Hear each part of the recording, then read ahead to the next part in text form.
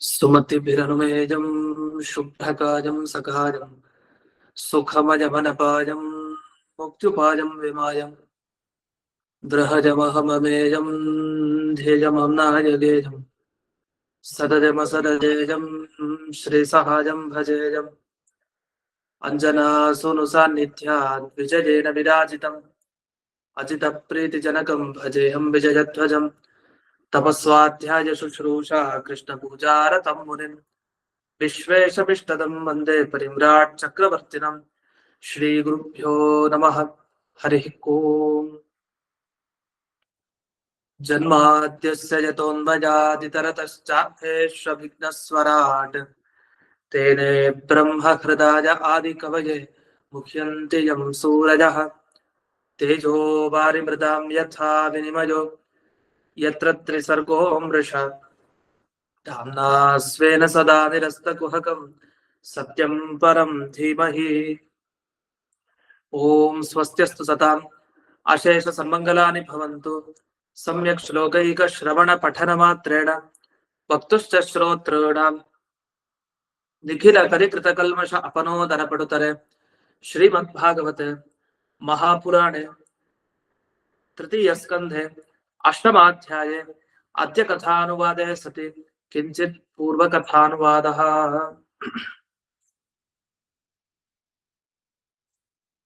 ವಿದುರರು ಇದುವರೆಗೆ ಮೈತ್ರೇಯರ ಬಳಿ ಪ್ರಶ್ನೆಯನ್ನ ಕೇಳಿ ಉತ್ತರವನ್ನ ಪಡೆದುಕೊಂಡ್ರು. ಮೈತ್ರೇಯರಿಗೆ ಅನ್ನಿಸ್ಬಾರ್ದು, ಯಾಕೋ ನಾನು ಇಷ್ಟು ಹೊತ್ತು ಉಪದೇಶ ಕೊಟ್ರು ಇವ್ರಿಗಿನ್ನೂ ಸಂಶಯನೇ ಹೋಗ್ಲಿಲ್ವಲ್ಲ, ಬೇಜಾರಾಗ್ಬಾರ್ದು. ಅಷ್ಟೇ ಅಲ್ದೇನೆ ನಿಜವಾಗಿ ಇವ್ರಿಗೆ ಉತ್ತರ ಸಿಕ್ಕಿದೆ ಮೈತ್ರೇಯರು ಹೇಳಿದ್ದಕ್ಕೆ. ಆದ್ರೆ ಇನ್ನೂ ಸ್ಪಷ್ಟತೆ ಬೇಕಾಗಿದೆ ಅವ್ರಿಗೆ ಕೆಲವು ವಿಷಯದಲ್ಲಿ. ಅದಕ್ಕೋಸ್ಕರ ಅವರು ಹೊಗಳುತ್ತಾ ಹೇಳಿದ್ರು 16ನೇ ಶ್ಲೋಕದಲ್ಲಿ, ಸಾಧು ತುಂಬಾ ಚೆನ್ನಾಗಿ ನೀವು ಹೇಳಿದಿರಿ. ಯಾಕಂದ್ರೆ ಭಗವಂತನ ಬಗ್ಗೆ ತಿಳಿಸೋದು ತುಂಬಾ ಕಷ್ಟ. ಯಾಕೆ ಆತ್ಮ ಮಾಯಾಜನಂ ಅದು ಮೇಲ್ನೋಟಕ್ಕೆ ಚೆನ್ನಾಗಿದೆ ಅನ್ಸತ್ತಂತೆ ದೇವ್ರ ಬಗ್ಗೆ ತಿಳ್ಕೊಳ್ಳಿಕ್ಕೆ. ಆದ್ರೆ ಒಳಗಡೆ ಪ್ರವೇಶ ಮಾಡಿ ಮಾಡಿ ಹೋದಾಗ ತುಂಬಾ ಗಂಭೀರ ಈ ವಿಷಯ ಅಂತ ಅನ್ಸತ್ತಂತೆ. ಎಷ್ಟೋ ಬಾರಿ ಏನೂ ಪ್ರಯೋಜನ ಇಲ್ವಲ್ಲ, ಯಾಕೆ ಹೀಗ್ ಭಗವಂತ ಮಾಡ್ದ ಅಂತಾನು ಅನ್ಸ್ಲಿಕ್ಕೆ ಶುರುವಾಗತ್ತೆ. ಯಾಕಂದ್ರೆ ಯಾವುದೇ ಕರ್ಮವೂ ಅವನಿಗೆ ಕಾರಣ ಅಲ್ಲ. ಈಗ ಮನುಷ್ಯನಿಗೆ ದೇಹ ಬರಬೇಕು ಅಂತಂದ್ರೆ ಕರ್ಮ ಕಾರಣ, ಪುಣ್ಯನೋ ಅಥವಾ ಪಾಪನೋ. ಒಳ್ಳೆ ಜನ್ಮ ಸಿಗ್ಬೇಕು ಅಂದ್ರೆ ಪುಣ್ಯ, ನೀಚ ಜನ್ಮ ಸಿಗ್ಬೇಕು ಅಂದ್ರೆ ಪಾಪ. ಹೀಗೆ ಕರ್ಮಗಳಿಂದಾಗಿ ಮನುಷ್ಯ ತಾನ ಜನ್ಮವನ್ನ ಪಡೀತಾನೆ. ಭಗವಂತನ್ಗಾಗಿಲ್ಲ, ಆದ್ರೂ ರಾಮನಾಗಿ ಕೃಷ್ಣನಾಗಿ ಬರ್ತಾರೆ. ಬಹಳ ಆಶ್ಚರ್ಯ ಅಂತ ಈ ವಿಷಯಗಳು ಬರ್ತಾ ಇತ್ತು. ಅದೇ ಸಂದರ್ಭದಲ್ಲಿ ಈ ಶಬ್ದಗಳಿಗೆ ಅರ್ಥವನ್ನ ಇಲ್ಲಿ ಬಿಡಿಸ್ತಾರೆ. ಭಾಗವತದ ಈ ಪದ್ಯದಲ್ಲಿ ಕಠಿಣವಾದ ಅರ್ಥ ಆ ಪದಗಳದ್ದು. ಮೊದಲನೇ ಪದ ಆಭಾತಿ ಅಂತ ಒಂದು ಪದ ಬಳಸ್ತಾರೆ. ಆಭಾತಿ ಅನ್ನೋದಕ್ಕೆ ಏನರ್ಥ? ತೋರ್ತಾ ಇದೆ ಅಂದ್ರೆ ಹಗ್ಗ ಇರೋದು, ಆದ್ರೆ ಹಗ್ಗವನ್ನು ನೋಡಿ ಹಾವು ಅಂತ ಭ್ರಮೆಗೊಂಡೆ, ಹಗ್ಗ ಹಾವಾಗಿ ತೋರ್ತಾ ಇದೆ ಅಂತ. ಹಾಗಾದ್ರೆ ತೋರೋದಕ್ಕೂ ನಿಶ್ಚಯವಾಗಿ ಕಾಣಿಸ್ತಾ ಇದೆ ಅನ್ನೋದಕ್ಕೂ ವ್ಯತ್ಯಾಸ ಇದೆ. ತೋರುತ್ತೆ ಅಂದ್ರೆ ಇದ್ರೂ ಇರಬಹುದೋ ಏನೋ ಅಂತ ಸ್ವಲ್ಪ ಸಂಶಯ, ನಿಶ್ಚಯ ಅಲ್ಲ. ಇಲ್ಲೂ ಭಗವಂತನ ಬಗ್ಗೆ ಈ ರೀತಿ ತೋರ್ತಾ ಇದೆ. ಏನಂತ? ನಿರ್ಮೂಲಂ ಅಪಾರ್ಥಂ. ಭಗವಂತನ ಯಾವುದೇ ದೇಹಕ್ಕೂ ಮೂಲ ಇಲ್ಲ, ಕಾರಣ ಇಲ್ಲ. ನಮಗೆ ಪುಣ್ಯ ಪಾಪ ಇರೋ ತರ ದೇವರಿಗೂ ಇಲ್ಲ. ಅಷ್ಟೇ ಅಲ್ಲ, ಅಪಾರ್ಥಂ, ನಮಗೆ ದೇಹ ಸಿಗೋದಕ್ಕೊಂದು ಪ್ರಯೋಜನ ಇದೆ. ಯಾಕಂದ್ರೆ ದೇಹದಿಂದ ಸಾಧನೆ ಮಾಡಿ ಸದ್ಗತಿಯನ್ನ ಪಡಿಬೇಕು, ಈ ಪ್ರಯೋಜನ ಇದೆ. ಆದ್ರೆ ಭಗವಂತನ ದೇಹಕ್ಕೆ ಯಾವುದೇ ಪ್ರಯೋಜನನೂ ಕಾಣಿಸ್ತಾ ಇಲ್ಲ. ಅಷ್ಟೇ ಅಲ್ಲದೆ ವಿಶ್ವ ಮೂಲಂ, ಇಡೀ ಜಗತ್ತಿಗೆ ಅವನೇ ಮೂಲ. ಇಷ್ಟೆಲ್ಲ ದೇವರ ಬಗ್ಗೆ ತಿಳ್ಕೊಂಡಾಗ ನನಗೆ ಅಂತರಿತ ಇವಸ್ಮಿ, ಈ ಕಡೆ ಪೂರ್ತಿ ದೇವ್ರ ಬಗ್ಗೆ ತಿಳ್ಕೊಂಡೆ ಅಂತ ಅನಿಸ್ತಾ ಇಲ್ಲ, ಈ ಕಡೆ ಹಾಗಂತ ತಿಳಿದು ಇಲ್ಲ ಅಂತಾನೂ ಆಗ್ತಾ ಇಲ್ಲ. ಏನೋ ಒಂಥರ ಮಧ್ಯದ ಸ್ಥಿತಿಯಲ್ಲಿ ನಾನಿದ್ದೀನಿ, ತ್ರಿಶಂಕುವಿನ ತರ. ಸ್ವರ್ಗಕ್ಕೆ ಹೋಗ್ಲಿಕ್ಕೆ ಆಗ್ತಾ ಇಲ್ಲ, ಈ ಕಡೆ ಕೆಳಗ್ ಬೀಳ್ಲಿಕ್ಕೆ ಆಗ್ತಾ ಇಲ್ಲ, ಮಧ್ಯದ ಸ್ಥಿತಿಯಲ್ಲಿ ಇರೋ ತರ ಆಗ್ತಾ ಇದೆ ಅಂತ. ಇದೇ ವಿಷಯದಲ್ಲಿ ಒಂದು ಮಾತನ್ನ ಇಲ್ಲಿ ಕೊಡ್ತಾರೆ. ಇಲ್ಲಿ ಶ್ಲೋಕದಲ್ಲಿ ಆಭಾತಿ ಅಪಾರ್ಥಂ ನಿರ್ಮೂಲಂ ವಿಶ್ವಮೂಲಂ ನಯತ್ಮಹಿ. ನನಗೆ ತೋರ್ತಾ ಇರೋದೆಲ್ಲ ಭಗವಂತನ ಬಗ್ಗೆ ಸಂಶಯವಾಗಿ ತೋರ್ತಾ ಇದೆ, ನಿಶ್ಚಯವಾಗಿ ಏನು ಗೊತ್ತಾಗ್ತಾ ಇಲ್ಲ. ವಸ್ತುತಃ ಭಗವಂತ ನನ್ನ ಜ್ಞಾನದ ಒಳಗಡೆ ಇದ್ದಾನೆ ಅಂತ ನಾನು ಅನ್ಕೊಂಡಿದ್ದೆ, ಅದ್ರದ್ದು ಯಾವತ್ತೂ ಹೊರಗಡೆನೆ. ಅಂದ್ರೆ ನಾವ್ ಒಂದ್ ವಿಷಯ ತಿಳ್ಕೊಂಡಿದೀವಿ, ನಮ್ಗ್ ಗೊತ್ತಾಗಿದೆ ಅಂತ ನಮ್ಗೆ ಅನಿಸ್ತಾ ಇರತ್ತೆ. ಅದ್ರ ಬಗ್ಗೆ ಹೇಳಿ ಅಂತ ಅಂದ ಕೂಡ್ಲೆ ಏನೋ ಹೊಳಿತಾ ಇಲ್ಲ, ಎಲ್ಲ ಹೊರಗಡೆ ಹೋದಾಗ ಅನಿಸ್ತಾ ಇದೆ, ಒಳಗಡೆ ಏನೂ ಇಲ್ಲ. ಈ ತರ ನ ಯತ್ ಬಹಿ, ಭಗವಂತ ಒಳಗಡೆ ಇದ್ದಾನೆ ಅಂತ ಅನ್ನಿಸ್ತಾ ಇದೆ, ಆದ್ರೆ ಹೊರಗಡೆನೆ ಇದ್ದಾನೆ, ಅವ್ನು ಇನ್ನೂ ನಮ್ಮ ಹತ್ರಕ್ ಬಂದಿಲ್ಲ ಅಂತ ಈ ಮಾತುಗಳನ್ನ ಹೇಳ್ತಾ ಬಂದ. ಇದರಲ್ಲಿ ಆತ್ಮ ಮಾಯಾಯನಂ ಅಂತ ಒಂದು ಶಬ್ದ ಬಂತು ಭಾಗವತ ಪದ್ಯದಲ್ಲಿ. ಅದಕ್ಕೆ ಅರ್ಥವನ್ನ ಬಿಡಿಸ್ತಾರೆ. ಆತ್ಮ ಅಂದ್ರೆ ಸ್ವರೂಪ, ಮಾಯ ಅಂದ್ರೆ ಅವನ ಶಕ್ತಿ. ಸ್ವರೂಪ ಶಕ್ತಿ ಏನಿದೆಯಲ್ಲ ಭಗವಂತಂದು, ಅದು ವಿಪರೀತ, ಅದ್ರ ಬಗ್ಗೆ ವರ್ಣನೆ ಮಾಡ್ಲಿಕ್ಕೂ ಸಾಧ್ಯ ಇಲ್ಲ. ಅಷ್ಟು ಸ್ವರೂಪ ಶಕ್ತಿಯನ್ನ ಭಗವಂತ ತಾನು ಪಡ್ಕೊಂಡಿದ್ದಾನೆ ಅಂತ ಬಂತು. ಇದಾದ್ಮೇಲೆ ಮುಂದೆ ವಿವರಿಸ್ತಾ ಹೋಗ್ತಾರೆ. ಒಂದು ಪ್ರಶ್ನೆ ಬಂತು ಕೂಡ್ಲೆ. ಈಗ ಅಪಾರ್ಥ ಅಂತ ಒಂದು ಶಬ್ದವನ್ನ ವಿದುರರು ಬಳಸ್ತಾರೆ. ಅಪಾರ್ಥ ಅಂದ್ರೆ ದೇವರ ದೇಹಕ್ಕೆ ಏನೂ ಪ್ರಯೋಜನ ಇಲ್ಲ. ಏನು ಪ್ರಯೋಜನ ಇಲ್ಲ ಅಂತ ಹೇಗೆ ಹೇಳ್ತಾ ಇದ್ದೀರಿ ಅಂತ ಪ್ರಶ್ನೆ. ಯಾಕಂದ್ರೆ ಅವನು ದೇಹ ತಗೊಂಡಿದ್ದಕ್ಕೆ ನಮ್ ತರನೇ ಅವನಿಗೂ ಒಂದೇನೋ ಪ್ರಯೋಜನ ಇರ್ಬೋದಲ್ಲ. ಈಗ ಎಷ್ಟೋ ಜ್ಞಾನಿಗಳು ತಾವು ದೇಹವನ್ನು ಹೊತ್ಕೊಂಡು ಸಂಸಾರದಲ್ಲಿ ತಿರುಗಾಡ್ತಾರೆ. ಯಾಕೆ? ಅವರು ಸಾಧನೆ ಮಾಡ್ಕೊಳ್ಲಿಕ್ಕೆ ಅಂತ. ಹಾಗೆ ದೇವರು ಸಾಧನೆ ಮಾಡ್ಕೊಳ್ಲಿಕ್ಕೆ ಅಂದ್ರೆ ದೇವರು ಯಾರನ್ನು ಕುರಿತು ಸಾಧನೆ ಮಾಡ್ಬೇಕು, ಏನ್ ಪಡಿಬೇಕು? ಯಾಕೆಂದ್ರೆ ಎಲ್ಲಾ ಪಡೆದ ಆಗೋಗಿದ್ಯಲ್ವಾ. ಅದಕ್ಕೆ ಅಪಾರ್ಥಂ ಜೀವ ಇವ ನ ಪುರುಷಾರ್ಥಾಪಾದಕ. ಜೀವನ ಹೇಗೆ ಏನೋ ನನಗೆ ಮೋಕ್ಷ ಸಿಗ್ಬೇಕು, ಅದಕ್ಕೋಸ್ಕರ ನನಗ್ ದೇಹ ಬೇಕು ಅಂತ ಒದ್ದಾಡ್ತಾನೆ. ಅದೇ ದೇವರು ಯಾವಾಗಲೂ ಮೋಕ್ಷದಲ್ಲಿ ಇರೋನು ಇಲ್ಲಿ ಬಂದಿದ್ದಾನೆ ಅಷ್ಟೇ. ಹಾಗಾಗಿ ಅವನು ಮೋಕ್ಷ ಸಿಗ್ಬೇಕು ಅಂತಾನು ಒದ್ದಾಡೋಲಿಕ್ಕೆ ಸಾಧ್ಯ ಇಲ್ಲ. ಆದ್ರೆ ನನಗೆ ಯೋಚನೆ ಒಂದೇ, ಈ ಜಡ ದೇಹ ಕಾಣ್ತಾ ಇದೆ, ರಾಮಾವತಾರ ಕೃಷ್ಣಾವತಾರ ಇದ್ರಲ್ಲೆಲ್ಲ ಈ ದೇಹ ಕಾಣ್ತಾ ಇದೆ. ಅಷ್ಟೇ ಅಲ್ಲ, ಅವ್ನ್ ಕಷ್ಟಪಡೋದಕ್ಕೂ ಅರ್ಥ ಇಲ್ಲ. ಅದ್ ಯಾಕೆ ಕಷ್ಟಪಟ್ಟ, ಯಾಕೆ ದೇಹವನ್ನು ತಗೊಂಡ? ಯಾಕಂದ್ರೆ ನಾನವಾಪ್ತಂ ಅವಾಪ್ತವ್ಯಂ, ದೇವರು ಪಡೆಯದೇ ಇದ್ದ ವಸ್ತು ಇಲ್ವೇ ಇಲ್ಲ. ಎಲ್ಲಾ ಕಡೆ ದೇವರಿದ್ದಾನೆ, ಅವನಿಗೆ ಸಿಗದೇ ಇರುವಂತಹ ಪ್ರಯೋಜನ ಇಲ್ಲ, ಎಲ್ಲವೂ ಇದೆ. ಇಷ್ಟಾದ್ರೂ ನನಗೆ ಒಂದು ಭ್ರಮೆ ಬರ್ತಾ ಇದೆ. ಏನಂತ? ನಿರ್ಮೂಲ ಅಂದ್ರೆ ಭಗವಂತ ಸ್ವತಂತ್ರ ನಿಜ, ನಾವು ಸ್ವತಂತ್ರರ ಇಲ್ಲ. ವಿದುರರಿಗೆ ಅದು ಅರ್ಥ ಆಗ್ತಾ ಇದೆ. ನಾವು ಸ್ವತಂತ್ರರಲ್ಲ, ಸ್ವತಂತ್ರರಾಗದೇನೆ ನಾವು ಪರಾಧೀನವಾಗಿ ದೇವರ ಮಾತನ್ನ ಅಥವಾ ದೇವರ ಆಜ್ಞೆನ ಇಟ್ಟುಕೊಂಡೇ ನಾವು ಹೊರಡ್ಬೇಕು. ಜೀವನದಲ್ಲಿ ಪ್ರತಿಯೊಂದು ಕೆಲಸವನ್ನು ಅವನ ಆಜ್ಞೆಯಿಂದಲೇ ಮಾಡ್ಬೇಕು. ಯಾಕಂದ್ರೆ ಸರ್ವಜ್ಞ ಅಂತ ಹೇಳಿ ವೇದದಲ್ಲಿ ಎಲ್ಲ ತಿಳಿದಿರೋನ್ ದೇವ್ರು ಮಾತ್ರ, ಜೀವನ ಗೊತ್ತಿಲ್ಲ. ಹಾಗಾಗಿ ಮುಂದೆ ಏನ್ ಮಾಡ್ಬೇಕು, ಏನಾಗತ್ತೆ ನಮಗ್ ಗೊತ್ತಿಲ್ಲ. ಮುಂದಿನ ಜನ್ಮಗಳಲ್ಲಿ ಈಗಲೂ ಗೊತ್ತಾಗಲ್ಲ ಮುಂದೇನು ಅಂತ. ದೇವರು ತೋರಿಸ್ಕೊಟ್ರೆ ಉಂಟು, ಇಲ್ಲ ಅಂದ್ರೆ ಇಲ್ಲ. ಯಾಕೆಂದ್ರೆ ವಿಶ್ವ ಮೂಲ ಅಂತ, ಎಲ್ಲದಕ್ಕೂ ಕಾರಣ ಭಗವಂತ ಅಂತ ಹೇಳಿದ್ದಾರೆ. ಇಷ್ಟಾದ್ರೂ ಮನಸ್ಸಿನಲ್ಲಿ ಸಂಶಯ ಹಾಗೆ ಮೂಡಿದೆ ಅಂತ ಈ ರೀತಿ ಹೇಳ್ತಾ ಬಂದ್ರು. ಈಗ ಒಂದು ಇಲ್ಲಿ ಪ್ರಶ್ನೆ ಮಾಡ್ಕೊತಾರೆ. ಏನ್ ಪ್ರಶ್ನೆ ಮಾಡ್ಕೊತಾರೆ ಅಂದ್ರೆ, ವಿದುರರು ತಾವು ವಸ್ತುತಃ ಬ್ರಾಹ್ಮಣ ಜಾತಿಯಲ್ಲಿ ಹುಟ್ಟಿದವರಲ್ಲ, ಇನ್ನು ವೈಶ್ಯ ಜಾತಿಯಲ್ಲೂ ಹುಟ್ಟಿದವರಲ್ಲ, ಕ್ಷತ್ರಿಯ ಜಾತಿಯಲ್ಲೂ ಅಲ್ಲ, ಮತ್ತೇನು ಶೂದ್ರ ಜಾತಿಯಲ್ಲಿ ಅವರು ಜನಿಸಿದ್ರು. ದಾಸಿ ಪುತ್ರ ವಿದುರರು. ಅಂಥದ್ರಲ್ಲಿ ವಿದುರರು ತಾವು ಇಷ್ಟೆಲ್ಲ ಮೈತ್ರೇಯರ ಬಳಿ ಉಪದೇಶ ಪಡ್ಕೊಂಡಿದ್ ಹೇಗೆ ಅಂತ ಒಂದು ಪ್ರಶ್ನೆ. ಯಾಕೆ ಉಪದೇಶ ಪಡಿಬೇಕು ಅಂತಾದ್ರೆ ಅವ್ರು ದಾಸಿ ಪುತ್ರರು, ಅವ್ರಿಗೆ ಹೇಗೆ ಉಪದೇಶ ಸಿಗಲಿಕ್ಕೆ ಸಾಧ್ಯ ಅಂತ ಪ್ರಶ್ನೆ. ಅದಕ್ಕೆ ಉತ್ತರ ಹೇಳ್ತಾರೆ, ದ್ರೋಣಿ ಕೃಪಾಹ. ಅಂದ್ರೆ ವಿದುರರಿಗೆ ಉಪದೇಶ ಪಡಿಬೇಕು ಅಂತಿಲ್ಲ ವಸ್ತುತಃ. ಯಾಕೆ? ಅವರಿಗೆ ದೇವರ ಅಪರೋಕ್ಷ ಜ್ಞಾನ ಆಗ್ಲೇ ಆಗೋಗಿದೆ. ಅಂಥ ಅಪರೋಕ್ಷ ಜ್ಞಾನ ಇರುವಂತಹ ವಿದುರರು ಈಗ ಮೈತ್ರೇಯರ ಹತ್ರ ಬಂದು ನನ್ಗೆ ಉಪದೇಶ ನೀವು ನೀಡಿದ್ರು ನನಗೆ ಗೊತ್ತಾಗ್ತಾ ಇಲ್ಲ, ನನಗೆ ಸ್ವಲ್ಪ ಸಂಶಯ ಇನ್ನೂ ಬರ್ತಾ ಇದೆ ಅಂತ ಹೇಳಿ ತಮಗೆ ತತ್ವಜ್ಞಾನ ಇದ್ರೂ ಯಾಕೆ ಈ ತರ ಮಾತಾಡ್ತಾರೆ? ಯಾಕೆಂದ್ರೆ ವಿದುರರು ಅಂದ್ರೆ ಸಾಮಾನ್ಯರಲ್ಲ, ಅವರು ಯಮಧರ್ಮರಾಯನ ಅಂಶ. ಅಂದ್ರೆ ಯಮದೇವರಿಗೆ ಗೊತ್ತಿಲ್ಲ ಅನ್ನೋ ಮಾತೇನಿದೆ? ಎಲ್ಲ ಗೊತ್ತೇ ಇದೆ. ಆದ್ರೂ ಸುಳ್ಳನ್ನ ಹೇಳ್ತಾ ಇದಾರಲ್ಲ ವಿದುರರು ಅಂತ ಒಂದ್ ಪ್ರಶ್ನೆ ಮಾಡ್ಕೊಳ್ತಾರೆ. ಯಾಕೆ ಮೈತ್ರೇಯರ ಹತ್ರ ನಾನು ಎರಡು ಕಡೆ ನನ್ನ ಮನಸ್ಸು ಓಡೋಗ್ತಾ ಇದೆ, ನನಗೆ ಗೊತ್ತಿಲ್ಲ ಹಾಗೆ ಹೀಗೆ. ವಸ್ತುತಃ ಆ ರೀತಿ ಹೇಳೋ ಹಾಗಿಲ್ಲ. ಯಾಕೆಂದ್ರೆ ದೇವತಾ ಪದವಿ ಪಡಿಬೇಕಂದ್ರೆ, ಮನುಷ್ಯ ಪದವಿ ಬಿಡಿ, ದೇವತಾ ಪದವಿಯನ್ನ ಪಡಿಬೇಕಂದ್ರೆ ದೇವರ ಅಪರೋಕ್ಷ ಜ್ಞಾನ ಇಲ್ಲದೆ ಆ ಪದವಿ ಸಿಗೋದೇ ಇಲ್ಲ. ಆದ್ರಿಂದ ಯಾರಾದ್ರೂ ದೇವತೆಗಳು ಅಂತ ಆಗಿದ್ದಾರೆ ಅಂದ್ರೆ, ಆ ದೇವತೆಗಳ ಪದವಿಯಲ್ಲಿ ಕೂತಿದ್ದಾರೆ ಅಂತಂದ್ರೆ ಅವರಿಗೆ ದೇವರ ಅಪರೋಕ್ಷ ಜ್ಞಾನ ಸಾಕ್ಷಾತ್ತಾಗಿ ಅವ್ರು ನೋಡಿರ್ಲೇಬೇಕು. ಸಾಕ್ಷಾತ್ತಾಗಿ ನೋಡ್ಬೇಕು ಅಂದ್ರೆ ಹಾಗಾದ್ರೆ ಉಪದೇಶ ಎಲ್ಲ ತಗೊಳ್ಳೋ ಅಗತ್ಯ ಏನಿದೆ? ಸಾಕ್ಷಾತ್ತಾಗಿ ನೋಡಿರ್ತಾರಲ್ಲ. ಈಗ ಎಲ್ಲ ಉಪದೇಶವನ್ನ ಗುರುಗಳ ಬಳಿ ಯಾಕೆ ಕೇಳ್ಬೇಕು? ದೇವರನ್ನ ಕಣ್ಣಾರೆ ಕಾಣ್ಲಿಕ್ಕೆ. ದೇವರನ್ನ ಕಣ್ಣಾರೆ ಯಾವಾಗಲೂ ನೋಡ್ತಾ ಇದ್ದಾರೆ ವಿದುರರು, ಯಾಕಂದ್ರೆ ದೇವತಾಂಶ. ಹಾಗಾಗಿ ಈ ಪ್ರಶ್ನೆ ಬಂತು, ಯಾಕೆ ಇವರು ಮೈತ್ರೇಯರ ಹತ್ರ ಸುಳ್ಳನ್ನು ಹೇಳ್ತಾ ಇದ್ದಾರೆ ಅಂತ ಒಂದು ಪ್ರಶ್ನೆಯನ್ನ ಇಟ್ಟಾಗ ಅದಕ್ಕೆ ಉತ್ತರ ಕೊಡ್ತಾರೆ, ಅದು ಹಾಗಲ್ಲ. ಅದು ಯಾವತ್ತು ಗುರುಗಳ ಬಳಿ ಕೇಳಿದ್ರೆ ಹೇಳ್ತಾರಂತೆ ಗುರುಗಳು, ನಾ ಪೃಷ್ಟ ಕಸ್ಯಚಿತ್ ಬ್ರೂಯ ಅಂತ ಒಂದ್ ಮಾತಿದೆ. ಪ್ರಶ್ನೆ ಕೇಳಿದಾಗ ಅದಕ್ಕೆ ಉತ್ತರ ಹೇಳ್ತಾರೆ. ಇದಂದ್ರೆ ಯಾಕೆ ಉತ್ತರ ಹೇಳ್ಬೇಕು ಸುಮ್ನೆ, ಯಾಕೆ ಉಪದೇಶ ಕೊಡ್ಬೇಕು? ಯಾರು ಬಂದು ಆ ಪಾಠ ಹೇಳಿ, ಇದನ್ನ ಹೇಳಿ, ಅದನ್ನ ಹೇಳಿ ಅಂತ ಕೇಳಿದ್ರೆ ಆಗ ಓ ಪ್ರಶ್ನೆ ಕೇಳಿದ್ದಾನೆ, ಶ್ರದ್ಧೆಯಿಂದ ಜಿಜ್ಞಾಸುವಾಗಿ ಬಂದಿದ್ದಾನೆ, ತಿಳಿಬೇಕು ಅನ್ನೋ ಇಚ್ಛೆಯಿಂದ ಬಂದಿದ್ದಾನೆ, ಇವನಿಗೆ ಅಧಿಕಾರ ಇತ್ತು ಅಂತಾದ್ರೆ, ಆ ಯೋಗ್ಯತೆ ಇತ್ತು ಅಂತಾದ್ರೆ ಒಬ್ಬ ಗುರು ಆ ಯೋಗ್ಯತೆಯನ್ನ ನೋಡಿ ಅವನು ಉಪದೇಶ ಕೊಡ್ತಾನೆ. ಇಲ್ಲಾಂದ್ರೆ ಉಪದೇಶ ಕೊಡೋ ಹಾಗಿಲ್ಲ. ನಾ ಪೃಷ್ಟ ಕಸಚಿತ್ ಬ್ರೂಯ, ಕೇಳ್ದೇನೆ ಯಾರಿಗೂ ಉಪದೇಶ ಕೊಡ್ಲಿಕ್ಕೆ ಹೋಗ್ಬಾರ್ದು. ಅವ್ರಿಗೆ ಇಚ್ಛೆ ಇತ್ತ, ಬೇಕು ಅಂತ ಇತ್ತ, ಅವಾಗ ಪ್ರಶ್ನೆ ಮಾಡಿದಾಗ ಆ ಪ್ರಶ್ನೆಗೆ ಉತ್ತರ ಕೊಡ್ಬೇಕು, ಇಲ್ಲ ಅಂದ್ರೆ ಬೇಕಾಗಿಲ್ಲ ಅಂತ. ಇದು ಒಂದು ವಿಶಿಷ್ಟವಾದ ನಿಯಮ ಇದೆ ಶಾಸ್ತ್ರದಲ್ಲಿ. ಈ ನಿಯಮ ಪಾಲಿಸ್ಬೇಕು ಅಂತ ಹೇಳಿ ವಿದುರರು ತಮಗೆ ಗೊತ್ತಿದ್ರು ಕೂಡ ಕೇಳ್ದೇನೆ ಮೈತ್ರೇಯರು ಉತ್ತರ ಕೊಡಲ್ಲ. ಹಾಗಾಗಿ ನಾನು ಕೇಳ್ಬೇಕು ಅಂತ ಹೇಳಿ ತಾವು ಕೇಳ್ತಾ ಇದ್ದಾರೆ. ಅದರಿಂದ ಬೇರೆಯವರಿಗೋಸ್ಕರ ಕೇಳೋದು ಕೂಡ ಗುಣನೇ, ಯಾಕೆ ತಮಗ್ ಗೊತ್ತಿರಬಹುದು.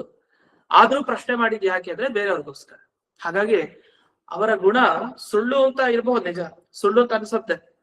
ಆದ್ರೆ ವಿದುರರು ತಾವು ಯಾವಾರು ಸತ್ಯಾಂಶ ಯಮಧರ್ಮರಾಯ ತಾನೆ. ಅದರಿಂದ ಯಾವ ರೀತಿ ಸುಳ್ಳು ಅಂದ್ರೆ ಇಂಥ ಸುಳ್ಳು ಗುಣನೇ ಆಗುತ್ತೆ, ತಪ್ಪಿಲ್ಲ. ಯಾಕೆ ತಮಗ್ ಗೊತ್ತಿದ್ರು ಕೇಳ್ದೇನೆ ಹೇಳಲ್ಲ. ಆದ್ರಿಂದ ಗುರುಗಳು ತಾವು ಪ್ರಶ್ನೆಯನ್ನ ಕೇಳ್ತಾ ಇದ್ದಾರೆ, ಅದಕ್ಕೆ ಉತ್ತರವನ್ನ ಮೈತ್ರೇಯರ ಬಳಿ ಬಿಡಿಸ್ತಾ ಇದ್ದಾರೆ. ಈ ರೀತಿ ಈ ವಿದುರರ ಒಂದು ಪ್ರಶ್ನೆ ಸರಿನಾ ತಪ್ಪ ಅನ್ನೋ ಒಂದು ವಿಚಾರ ಮಧ್ಯದಲ್ಲಿ ಈ ವ್ಯಾಖ್ಯಾನಗಳಲ್ಲಿ ಮಾಡಿದೆ. ಅವ್ರ ಪ್ರಶ್ನೆ ಕೇಳಿ ಸರಿ ಇದೆ, ಆ ಪ್ರಶ್ನೆಯಲ್ಲಿ ಬೇರೆಯವ್ರಿಗೆ ಸಂಶಯ ಪರಿಹಾರ ಆಗೋದೇ ಜಾಸ್ತಿ. ಇವ್ರು ಏನ್ ಕೇಳಿದ ಸಂಶಯ ಅದನ್ನ ಚೆನ್ನಾಗಿ ಮುಂದೆ ವಿವರಿಸ್ತಾರೆ ಈ ಬೇರೆ ಟಿಪ್ಪಣಿಯಲ್ಲಿ. ದುರ್ಘಟ ಭಾವಾರ್ಥ ಪ್ರಕಾಶಿಕ ಅಂತ ಏನ್ ಹೇಳ್ತಾ ಇದ್ದೇನೆ ಆ ಟಿಪ್ಪಣಿಯಲ್ಲಿ ಅದೇನ್ ಹೇಳ್ತಾರೆ ಅಂದ್ರೆ, ತಥಾಪಿ ಈಶ್ವರಸ್ಯ, ನೀವೆಲ್ಲ ಹೇಳಿದ್ರಿ ನನಗೆ ಏನೇನಿತ್ತು ಸಂಶಯ ಅದೆಲ್ಲ ಹೋಗ್ತಾ ಇದೆ ನಿಜ. ಆದ್ರೆ ದೇವರ ಜಡದೇಹ ಅಂದ್ರೆ ರಾಮ ಕೃಷ್ಣಾವತಾರಗಳಲ್ಲಿ ಅಲ್ಲಿ ಅನುಭವಿಸುವಂತಹ ದುಃಖ ಇದೆಲ್ಲ ಪ್ರತ್ಯಕ್ಷೇಣೈವ ಆಭಾತಿ, ತೋರ್ತಾ ಇದೆ. ಹೇಗೆ? ಪ್ರತ್ಯಕ್ಷದಿಂದಲೇ ತೋರ್ತಾ ಇದೆ. ಕಣ್ಣಾರೆ ಒಂದಿನ ದಿವಸ ಎಲ್ಲರೂ ನೋಡಿದ್ದಾರೆ. ಹಾಗಾಗಿ ಭಗವಂತನಿಗೆ ಇಷ್ಟೆಲ್ಲ ದೋಷವನ್ನ ಹೇಳಲಿಕ್ಕೆ ಬರ್ಬೇಕಾದ್ರೆ ಆ ಭಗವಂತನನ್ನ ಹೇಗೆ ತಾನೆ ಸರ್ವತಂತ್ರ ಸ್ವತಂತ್ರ ಅನ್ನೋ ತರ ಸರ್ವ ಸ್ವತಂತ್ರ, ಎಲ್ಲರಲ್ಲೂ ಸ್ವತಂತ್ರನಾಗಿರ್ತಾನೆ, ಅವನಿಗೆ ಯಾರ ಅಪೇಕ್ಷೆ ಇಲ್ಲ, ಎಲ್ರಿಗೂ ಅನುಗ್ರಹ ಮಾಡ್ತಾನೆ, ಇದೆಲ್ಲ ಹೇಗ್ ಸಾಧ್ಯ? ಅಂತ ಒಬ್ಬ ವ್ಯಕ್ತಿ ಹೀಗಿರ್ಲಿಕ್ಕೆ ಸಾಧ್ಯನಾ ಅಂತ ಹೇಳಿ ಪ್ರತ್ಯಕ್ಷ ಪ್ರಮಾಣ ತುಂಬಾ ಮುಖ್ಯ ಅಂತ. ಅದನ್ನ ಅವತ್ತು ಪಾಠದಲ್ಲಿ ನೋಡಿದ್ವಿ. ಪ್ರತ್ಯಕ್ಷಸ್ಯ ಜಾತ್ಯ ಪ್ರಬಲತ್ವ. ಪ್ರತ್ಯಕ್ಷ ಪ್ರಮಾಣ ಇದೆಯಲ್ಲ ಅದು ಸಹಜವಾಗಿ ಸಿಂಹದಂತೆ ಅದು ಪ್ರಬಲ. ಸಿಂಹ ಹೇಗೆ ಅದಕ್ಕೆ ಕಿರೀಟ ಹಾಕೊಂಡೇ ಓಡಾಡ್ಬೇಕು ಅಂತಿಲ್ಲ ಸಿಂಹ, ಅದು ಬರ್ತಾ ಇದೆ ಅಂದ್ರೆ ಸಾಕು ಪ್ರಾಣಿಗಳೆಲ್ಲ ಹೆದರುತ್ತೆ. ಯಾಕೆಂದ್ರೆ ಅದು ಸಹಜವಾಗಿ ಅದರಲ್ಲಿ ಶೌರ್ಯ ಬಲ ಇದೆ, ಅದು ರಾಜ. ಆತರ ಪ್ರತ್ಯಕ್ಷಕ್ಕೆ ಒಂದು ಕಿರೀಟ ಹಾಕುವ ಅವಶ್ಯಕತೆ ಇಲ್ಲ. ಪ್ರತ್ಯಕ್ಷ ಬಂತ ಅದ್ ಹೇಳ್ತಾ ನಂಬೇಕಷ್ಟೇ, ಕಣ್ಣಾರೆ ಕಂಡ್ಮೇಲೆ ಮತ್ತೇನು. ಆದ್ರಿಂದ ಅಷ್ಟೇ ಅಲ್ಲದೆ ಇನ್ನೊಂದು ಸಂಶಯ ಇವ್ರಿಗೆ ಏನ್ ಶುರು ಆಯ್ತು ವಿದುರರಿಗೆ, ಇದು ಬೇರೆಯವ್ರಿಗೆ ತಮಗ್ ಗೊತ್ತಿದೆ, ಇಲ್ಲಾಂದ್ರೆ ಅವ್ರಿಗೆ ದೇವತೆಗಳ ದರ್ಶನ, ದೇವತೆಗಳಿಗೆ ಭಗವಂತನ ದರ್ಶನ ಆಗ್ತಾನೆ ಇರಲಿಲ್ಲ. ದರ್ಶನ ಆಗಿದೆ ಅಂದ್ರೆ ಅವ್ರ ದೇವತೆ ಏನ್ ಬೇರೆ ಹಿಂದೆ ನೋಡಿದ್ವಿ. ಎಲ್ಲರ ಜನ್ಮಕ್ಕೂ ಎಲ್ಲರ ಸ್ಥಿತಿಗೆ ಎಲ್ಲರ ಪ್ರಳಯಕ್ಕೆ ಎಲ್ಲದಕ್ಕೂ ಕಾರಣ ಪರಮಾತ್ಮ ಅಂತ ಇಷ್ಟೆಲ್ಲ ಹೇಳಿದ ಮೇಲೆ ನನಗೆ ಗೊತ್ತಿದೆ ದೇವ್ರ ಬಗ್ಗೆ, ಆದ್ರೆ ಯಾಕೋ ಕಣ್ಣಾರೆ ನೋಡಿದಾಗ ಇದು ಹೇಗೆ ಅಂತ ಅನ್ಸುತ್ತೆ. ಈಗ ನಾವು ಎಷ್ಟೋ ಬಾರಿ ಕಿವಿಯಾರೆ ತುಂಬಾ ಕೇಳಿರ್ತೀವಿ, ಆದ್ರೆ ಕಣ್ಣಾರೆ ನೋಡಿದಾಗ ಏನೋ ತಪ್ಪು ಮಾಡಿದ್ದಾರೆ ಅಂತ ಅನ್ಕೊಂಡ್ಬಿಡ್ತೀವಿ. ಮತ್ ಹೆಂಗ್ ಸಾಧ್ಯ? ಅಷ್ಟೊಂದೆಲ್ಲ ಕೇಳಿದ್ವಿ ಆದ್ರೂ ಮುಂದೆ ತಪ್ಪು ಕಾಣ್ತಾ ಇದೆಯಲ್ಲ, ಹೇಗ್ ಒಪ್ಪೋದು ಅನ್ನೋ ತರ. ಇಲ್ಲೂ ಭಗವಂತನಿಗೆ ಜಡದೇಹ ಇರ್ಲಿಕ್ಕೆ ಸಾಧ್ಯ ಇಲ್ಲ ವಸ್ತುತ. ಯಾಕೆ? ಅವ್ನು ಇಡೀ ಜಗತ್ತಿಗೆ ಕಾರಣ. ಅವ್ನ್ ಯಾಕೆ ಈ ಜಡದೇಹ ಇಟ್ಕೊಂಡು ಒದ್ದಾಡ್ತಾನೆ? ಯಾಕೆಂದ್ರೆ ಇಡೀ ಜಗತ್ತಿಗೆ ಕಾರಣದಾದವನಿಗೆ ಜಡದೇಹ ಇರಲ್ವಂತೆ. ಈಗ ನೋಡಿ, ನಮಗ್ ಜಡದೇಹ ಇದೆ, ಬೇರೆಯವ್ರಿಗೂ ಜಡದೇಹ ಇದೆ. ಈ ಜಡದೇಹ ಇರೋನ್ಗೆ ಒಂದು ದಿವಸ ನಾಶ ಇದೆ ಅಂದ್ರೆ ಅರ್ಥ ಆ ದೇಹಕ್ಕೆ ಆತ್ಮ ಇರ್ತಾನೆ, ಯಾವಾಗಲೂ ದೇಹ ಹೋಗುತ್ತೆ. ದೇವರಿಗೆ ಜಡದೇಹ ಇದೆಯಾ ಇಲ್ವಾ ಪ್ರಶ್ನೆ. ಜಡದೇಹ ಒಪ್ಪೋಣ, ಪ್ರತ್ಯಕ್ಷವಾಗಿ ಈ ರಾಮ ಕೃಷ್ಣ ಎಲ್ಲ ಅವತಾರಗಳಲ್ಲಿ ಕಾಣತ್ತಲ್ವಾ? ಅಲ್ಲ, ಅದು ಜಡದೇಹ ಅಂತ ಒಪ್ಪಿದ್ರೆ ಅದಕ್ಕೂ ನಾಶ ಒಪ್ಪಬೇಕು, ಒಂದು ದಿವಸ ಅದು ಇರಲ್ಲ ದೇಹ. ಒಪ್ಪೋಣಂತೆ ಏನು ನೋಡಿ, ಭಗವಂತನನ್ನ ವೇದ ಪುರಾಣ ಇತಿಹಾಸ ಎಲ್ಲ ಏನ್ ಹೇಳ್ತಾ ಇದೆ? ಭಗವಂತ ಎಲ್ಲದಕ್ಕೂ ಕಾರಣ, ಎಲ್ಲರಿಗೂ ಕಾರಣ. ಎಲ್ಲರಿಗೂ ಕಾರಣ ಆಗ್ಬೇಕು ಅಂದ್ರೆ ಅವ್ನು ಯಾವಾಗಲೂ ಇರೋನೇ ಆಗಿರ್ಬೇಕು. ಅವನ ದೇಹಕ್ಕೂ ನಾಶ ಇದೆ ಅಂದ್ರೆ ಅವನೊಂದ್ ದಿವ್ಸ ಇಲ್ಲ ಅಂತ ಅರ್ಥ. ದೇಹದ ಮುಖಾಂತರ ಇಲ್ಲ ಅಂದ್ಮೇಲೆ ಇಡೀ ಜಗತ್ತಿನ ಸೃಷ್ಟಿಗೆ ಅವನ ಕಾರಣ ಹೇಗಾಗ್ಲಿಕ್ಕೆ ಸಾಧ್ಯ? ಆದ್ರಿಂದ ಸರ್ವ ಕಾರಣೆ ಜಡದೇಹ ಸಂಬಂಧಾದೇರು ಉತ್ಪಾದಕ ಸಂಭವೇನು.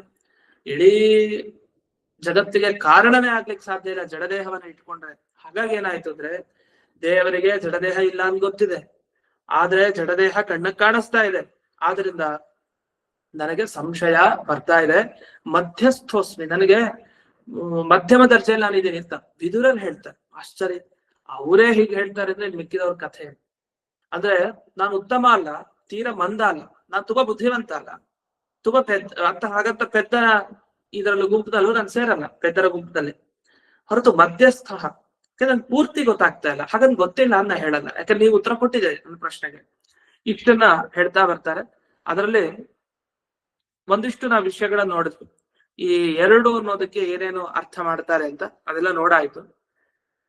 ಅದಕ್ಕೆ ಕೊನೆಗೆ ಇಲ್ಲಿ ಆಚಾರ್ಯರೇ ಅದಕ್ಕೆ ಏನು ಉತ್ತರ ಕೊಟ್ರು ಅನ್ನೋದನ್ನ ನೋಡ್ಬೇಕಾಗಿತ್ತು. ಅದರಲ್ಲಿ ಸ್ವರೂಪ ಸಾಮರ್ಥ್ಯ ಆಶ್ರಯ, ಭಗವಂತನ ಚಿಂತ್ಯಾದ್ಭುತ ಶಕ್ತಿ ಅದೇನ್ ಮಾಡುತ್ತೆ ಅಂದ್ರೆ ಜಡದೇಹವನ್ನ ಇರೋ ತರ ತೋರಿಸುತ್ತೆ. ವಸ್ತುದ ಜಡದೇಹ ದೇವರಿಗಿಲ್ಲ, ಅವನು ಹಾಗೇ ಬಂದ ಮೇಲಿಂದ ಮೂಲ ರೂಪದಿಂದ ಕೃಷ್ಣನಾಗಿ, ಹಾಗೆ ರಾಮ ರೂಪದಲ್ಲಿ ಬಂದ. ಅವನ ದೇಹ ಯಾವತ್ತು ಜ್ಞಾನಾನಂದಮಯ ದೇಹನೇ, ಅದು ಅವತಾರ ಕಾಲದಲ್ಲಾಗ್ಲಿ ಬೇರೆ ಕಾಲದಲ್ಲಾಗ್ಲಿ ಅಲ್ಲ. ಹಾಗಾದ್ರೆ ದೇಹ ಹೋಯ್ತಲ್ಲ, ಒಬ್ಬ ಜರ ಅನ್ನೋ ವ್ಯಾಧ ಬೇಡ, ಬಾಣವನ್ನ ಬಿಟ್ಟ ಕೃಷ್ಣನ ಕಾಲಿಗೆ, ಆಗ ಅವನ ದೇಹ ತ್ಯಾಗ ಮಾಡಿ ಹೋದ್ನಲ್ಲ. ಅಂದ್ರೆ ಅದು ಆ ಟೈಮ್ ನಲ್ಲಿ ಒಂದು ದೇಹ ಸೃಷ್ಟಿ ಮಾಡಿ ಅದು ಹೋದ ಹಾಗೆ ಮಾಡಿ ಹೋದ ಅಷ್ಟೇ ಪರಮಾತ್ಮ, ಹೊರತು ಅವನ ದೇಹಕ್ಕೆ ಎಂದಿಗೂ ಕೂಡ ನಾಶ ಇಲ್ಲ. ಆ ತರ ಇದ್ದಿದ್ರೆ ಇಡೀ ಜಗತ್ತಿಗೆ ಕಾರಣ ಹೇಗಾಗ್ಲಿಕ್ಕೆ ಸಾಧ್ಯ? ಅದ್ರಿಂದ ಹಾಗಲ್ಲ, ಅದಕ್ಕೆ ಅಭಿಪ್ರಾಯ ಹೀಗೆ ಅಂತ. ಇದೆಲ್ಲ ಕಲ್ಪನೆ ಅಲ್ಲ, ಇದಕ್ಕೆಲ್ಲ ಪ್ರಮಾಣಗಳಿದೆ. ಆ ಪ್ರಮಾಣಗಳಿಂದಾಗಿ ಉತ್ತರವನ್ನ ಕೊಡ್ತಾ ಇದ್ದಾರೆ ಬೇರೆ ಬೇರೆ ಪುರಾಣಗಳಲ್ಲಿ ಈ ರೀತಿ ವಿಷಯಗಳು ಬಂದಿದೆ ಅಂತ. ಇದು ಇದಾದ್ಮೇಲೆ ಮುಂದಕ್ಕೆ ವಿವರಿಸ್ತಾ ಹೋಗ್ತಾರೆ. ಏತದೇವ ಸ್ಪಷ್ಟಯತೆ ಅಂತ ಮುಂದೇನ್ ಸ್ಪಷ್ಟಪಡಿಸ್ತಾರೆ ಅನ್ನೋದನ್ನ ಈಗ 17ನೇ ಶ್ಲೋಕದಲ್ಲಿ ನೋಡೋಣ. ಯಶ್ಚ ಮೂಢತಮೋ ಲೋಕೆ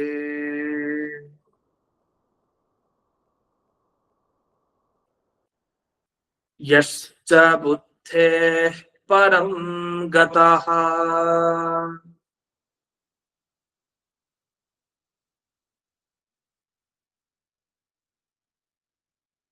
ತಾವುಭೌ ಸುಖಮೇಧೇತೆ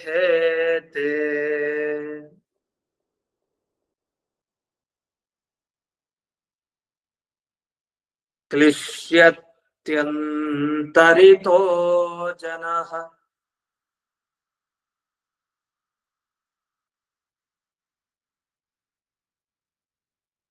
ಅವರೇ ಸ್ಪಷ್ಟಪಡಿಸ್ತಾರೆ ಯಾಕೆ ನಾನು ಮಧ್ಯಸ್ಥ ಮಧ್ಯಮ ಮಾರ್ಗದಲ್ಲಿದ್ದೀರಿ, ತೀರಾ ಉತ್ತಮ ಅಲ್ಲ, ತೀರಾ ಮಂದ ಮಾರ್ಗ ಅಲ್ಲ.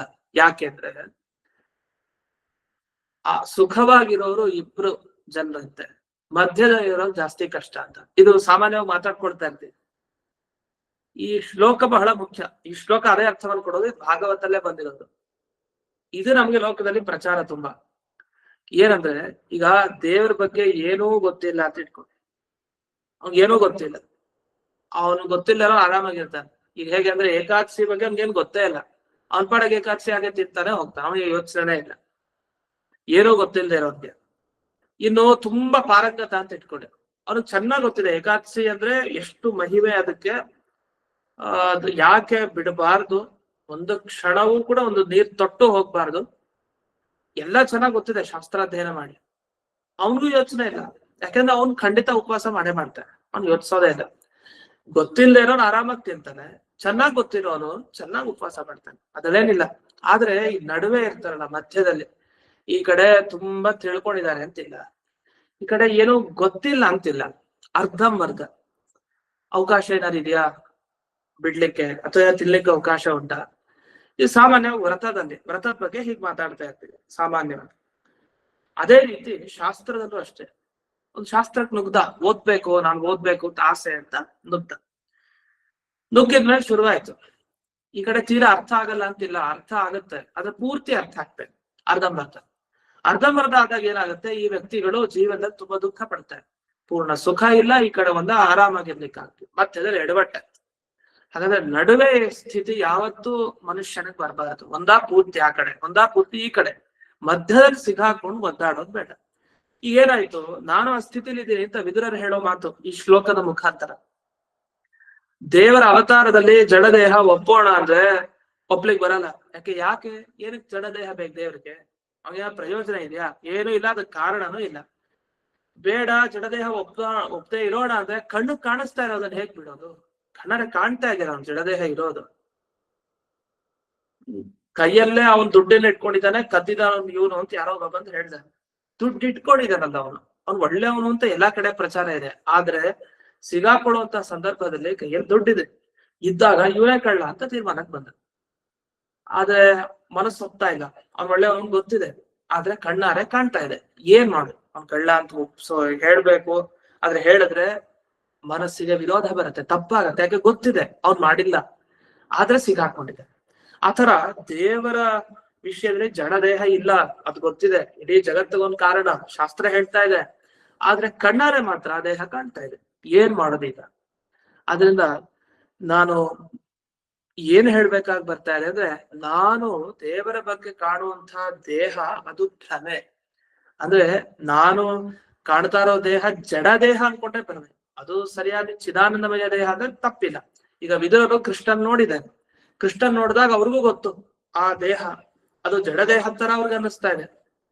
ಆ ದೇಹವನ್ನ ನೋಡಿ ನನ್ನ ಪ್ರತ್ಯಕ್ಷನೇ ಸರಿಗೆ ಗೋಚರಿಸ್ತಾ ಇಲ್ಲ. ಹಗ್ಗವ ನೋಡಿ ಹಾವು ಅಂತ ತಿಳ್ಕೊಳ್ತೀವಲ್ಲ, ಹಾಗೆ ದೇವರ ಚಿದಾನಂದಮಯ ದೇಹ ನೋಡಿ ಜಡ ದೇಹ ಅಂತ ಭಾವಿಸ್ತಾ ಇದ್ದೀನಿ. ಅದನ್ನ ನಾನು ನಿಮ್ಮ ಅನುಗ್ರಹದಿಂದ ನನ್ನ ಸಂಶಯ ಪರಿಹಾರ ಮಾಡ್ಕೊಳ್ಬೇಕು ಅಂತ ಇಚ್ಛೆ ಪಟ್ಟಿದ್ದೀನಿ ಅಂತ ಇಷ್ಟನ್ನ ವಿದುರರು ತಾವು ಈ ಶ್ಲೋಕದ ಮುಖಾಂತರ ತಿಳಿಸ್ತಾ ಹೋಗ್ತಾರೆ. ಹಾಗಾದ್ರೆ ವಿದುರರಿಗೆ ಏನ್ ಕೊರತೆ ಆಯ್ತು? ದಿವ್ಯ ದೃಷ್ಟಿ ಬೇಕಾಗಿದೆ. ಈಗ ಅರ್ಜುನನು ಕೃಷ್ಣ ತನ್ನ ಸ್ನೇಹಿತ ಅಂತ ಹಾಗೆ ಭಾವಿಸ್ಕೊಂಡು ಹೋದ, ಸಾರಥಿ ಹಾಗೆ ಭಾವಿಸ್ಕೊಂಡು ಹೋದ, ಎಲ್ಲ ತರ ಸಂಬಂಧಿಕ ಅಂತ. ವಿಶ್ವರೂಪ ದರ್ಶನ ಆಯ್ತು ಅರ್ಜುನನಿಗೆ ದಿವ್ಯ ದೃಷ್ಟಿ ಕೊಟ್ಮೇಲೆ.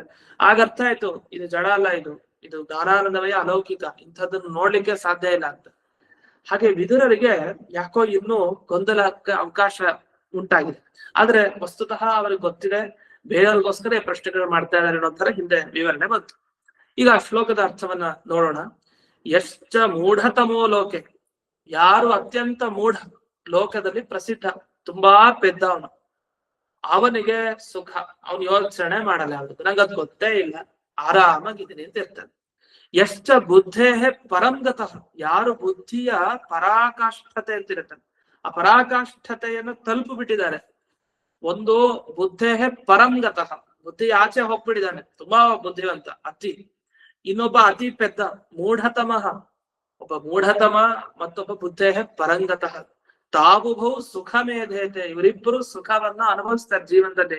ಆದ್ರೆ ಕ್ಲಿಶ್ಯತಿ ಅಂತರಿತೋ ಜನ, ಅಂತರಿತ ಅಂದ್ರೆ ಮಧ್ಯದಲ್ಲಿರೋ ಜನ, ನಡುವೆ. ಈ ಕಡೆ ಅತಿ ಬುದ್ಧಿವಂತ ಅಲ್ಲ, ಈ ಕಡೆ ಅತಿ ಪೆದ್ದ ಅಲ್ಲ, ಮಧ್ಯ. ಈ ಕ್ಲಿಶ್ಯತಿ ಜನ, ಇಂಥವ್ರು ಕ್ಲಿಶ್ಯತಿ ಕಷ್ಟಪಡ್ತಾರೆ, ಅರ್ಥ ಆಗಲ್ಲ, ಏನ್ ಮಾಡೋದು? ಅದರಿಂದ ಹೇಗಾಯ್ತಂದ್ರೆ, ಇದು ಈ ಕನಸು ಬಿತ್ತು ಒಬ್ಬನಿಗೆ, ಅದನ್ನ ಇಲ್ಲಿ ಉದಾಹರಣೆ ಕೊಡ್ತಾರೆ. ಒಬ್ಬನಿಗೆ ಕನಸು ಬಿದ್ದಾಗ ಹೆದರಿಕೆ ಆಯ್ತು. ಕನಸೇ ಬೀಳದೆ ಇದ್ರೆ ತೊಂದ್ರೆ ಇಲ್ಲ, ಇನ್ನು ಕನಸು ಬಿದ್ರು ನನಗೆ ಏನೂ ಆಗಲ್ಲ ಅಂತ ಒಬ್ಬ ತಿಳ್ಕೊಂಡಿರ್ತಾನೆ. ಯಾಕಂದ್ರೆ ಎಂಥ ಕೆಟ್ಟ ಕನಸು ಬರ್ಲಿ, ಅವ್ನು ಏನ್ ಯೋಚನೆ ಮಾಡ್ತಾನೆ ಅಂದ್ರೆ, ತುಂಬಾ ಬುದ್ಧಿವಂತ, ಶಾಸ್ತ್ರ ಓದಿರೋನು, ಕನಸಿನಲ್ಲೇ ಕೆಟ್ಟದ್ದೆಲ್ಲ ಪರಿಹಾರ ಆಗೋಯ್ತು, ನಿಜ ಜೀವನದಲ್ಲಿ ಅದ್ ನಡೆಯಲ್ಲ ಅಂತ ಅನ್ಕೊಂಡು ಅವ್ನ ಪಾಡಿಗೆ ಹೋಗ್ತಾ ಇರ್ತಾನೆ. ಇನ್ನೊಬ್ಬನಿಗೆ ಕನಸೇ ಬರಲ್ಲ, ಯೋಚನೆ ಇಲ್ಲ ಅವ್ನಿಗೆ. ಒಂದು ಕನಸು ಬಂದ್ರೆ ಯೋಚನೆ, ಅವ್ನು ಬರೋದೇ ಇಲ್ಲ. ಇನ್ನೊಬ್ಬನಿಗೆ ಬಂದ್ರು ಅವ್ನಿಗೆ ಶಾಸ್ತ್ರಜ್ಞಾನ ತುಂಬಾ ಇದೆ, ಅವ್ನು ಯೋಚಿಸಲ್ಲ, ಅದರಲ್ಲೇ ಪರಿಹಾರ ಆಯ್ತಿರ್ಲಿ ಅಂತ ನಮಸ್ಕಾರಕ್ಕೆ ಹೋಗ್ಬಿಡ್ತಾನೆ. ಈ ಮಧ್ಯದಲ್ಲಿರೋ ಜನರಿಗೆ ಏನಂದ್ರೆ, ಅಯ್ಯೋ ಕನಸಿನಲ್ಲಿ ಇಂತಹ ಶಕುನ ಕಂಡೆ, ಇದೆಲ್ಲ ಆಯ್ತು, ಈ ಶುಭಾನೋ ಅಶುಭಾನೋ ದಯವಿಟ್ಟು ತಿಳಿಸಿ ಅಂತ ಒದ್ದಾಡ್ತಾ ಇರ್ತಾರೆ. ಹಾಗಾದ್ರೆ ಯಾವುದೇ ಒಬ್ಬ ವ್ಯಕ್ತಿ ನಡು ಸ್ಥಿತಿಲಿದ್ರೆ, ಮಧ್ಯಮ ಮಾರ್ಗದಲ್ಲಿದ್ರೆ, ಈ ಕಡೆ ಆ ಕಡೆ ಒಂದ ಪೂರ್ಣ ಕಾಲಿಡ್ಬೇಕು, ಒಂದ ಈ ಕಡೆ ಪೂರ್ಣ ಕಾಲಿಡ್ಬೇಕು, ಅರ್ಧಂಬರ್ಧ ಎರಡೂ ಕಡೆ ಕಾಲಿಟ್ರೆ ಹೇಗಾಗುತ್ತ ಹಾಗೆ ಎಡವಟ್ಟಾಗಿ. ಅದನ್ನ ಕ್ಲಿಶ್ಯತೆ ಅಂತರಿತೋ ಜನ, ಮಧ್ಯದಲ್ಲಿದ್ದು ನಾನು ಕಷ್ಟ ಪಡ್ತಾ ಇದ್ದೀನಿ. ಕನಸನ್ನು ನೋಡೋ ವ್ಯಕ್ತಿ ಹೇಗ್ ಕಷ್ಟ ಪಡ್ತಾನೋ ಆ ತರ ನಾನು ಕಷ್ಟ ಪಡ್ತಾ ಇದ್ದೀನಿ. ಅದರಿಂದ ಅತ್ಯಂತ ವಿವೇಕ ಜ್ಞಾನ ಇಲ್ಲ ಅಂತ ನಾ ಹೇಳ್ತಾ ಇಲ್ಲ, ಅತ್ಯಂತ ಬ್ರಹ್ಮನ ಪರಮಾತ್ಮನ ಪಾರಕ್ ನಾನು ಬಂದಿದ್ದೀನಿ ಅಂತನೂ ಅಲ್ಲ, ಅದನ್ನ ನಾನು ಈ ರೀತಿ ಕಷ್ಟ ಪಡ್ತಾ ಇದ್ದೀನಿ ಅಂತ ಇಷ್ಟನ್ನ ವಿದುರರು ವಿವರಿಸ್ತಾರೆ. ಇನ್ನು ಮುಂದೆ ಹಲವು ವಿಷಯಗಳನ್ನ ಹೇಳ್ತಾರೆ. ಬಹಳ ಚೆನ್ನಾಗಿದೆ ಇದೊಂದು ಟಿಪ್ಪಣಿಯಲ್ಲಿ ಮುಂದೆ ಶ್ಲೋಕ ಯಾಕೆ ಹೊರಟಿತು, ಮುಂದಿನ ಶ್ಲೋಕ ಅಂತ ಅದನ್ನ ಮತ್ತೆ ನಾಳೆ ದಿವಸ ನೋಡೋಣ ಅಂತ ಹೇಳ್ತಾ ಇಂದಿನ ಪಾಠವನ್ನ ಸ್ಮದ್ ಗುರುವಂತರ್ಗತ ವ್ಯಾಸತೀರ್ಥ ಗುರುವಂತರ್ಗತ ಭಾರತೀಯ ರಮಣ ಮುಖ್ಯ ಪ್ರಾಣಾಂತರ್ಗತ ಶ್ರೀಮನ್ಮೂಲ ಗೋಪಾಲಕೃಷ್ಣನಿಗೆ ಅರ್ಪಣೆಯನ್ನು ಮಾಡ್ತೇನೆ. ಶ್ರೀಕೃಷ್ಣ ಹರೇ ಶ್ರೀನಿವಾಸ. ನಮಸ್ಕಾರ ಗುರುಗಳೇ. ನಮಸ್ಕಾರ ಸರ್. ಧನ್ಯವಾದಗಳು.